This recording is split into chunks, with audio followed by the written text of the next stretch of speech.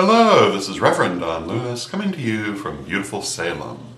And tonight we're going to continue our discussion of grounding. And we have two questions in tonight's vlog, and the first one comes from D.H. Villeneuve, who asks whether lack of grounding can lead to what they refer to as ritual hangover. And yes, this is exactly what lack of grounding often feels like.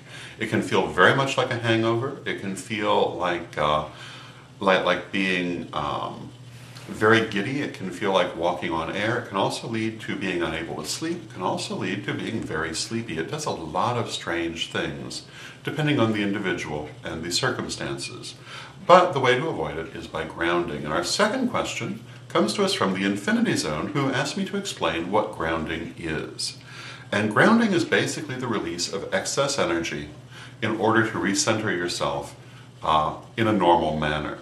And there are a lot of different ways to do grounding, and in our first degree lessons, in the very first lesson, we talk about grounding and how to do this, and we give several examples. Tonight I'm only going to give one example which I find to be the most useful, and it's the one that I personally use, and therefore the one that I'm most inclined to give, although there are many others that other people find better. One that was mentioned in the comments section of the vlog is that many people like to ground by literally touching the ground and releasing energy directly into it.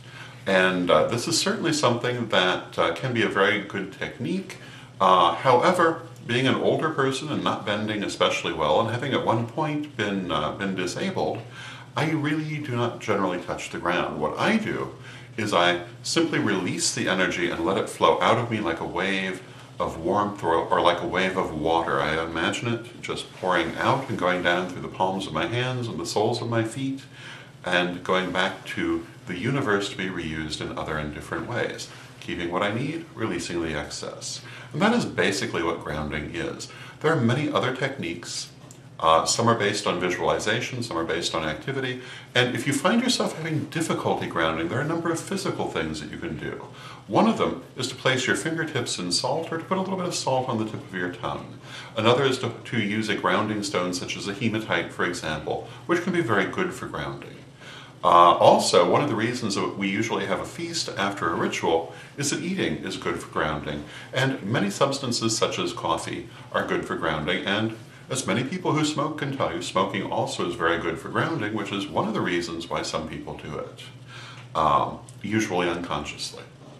So these are some of the different things that people do for grounding. As I say, I personally recommend just simply releasing the energy and letting it flow out of you. And I hope that this answers your questions, and until next time, may you blessed be.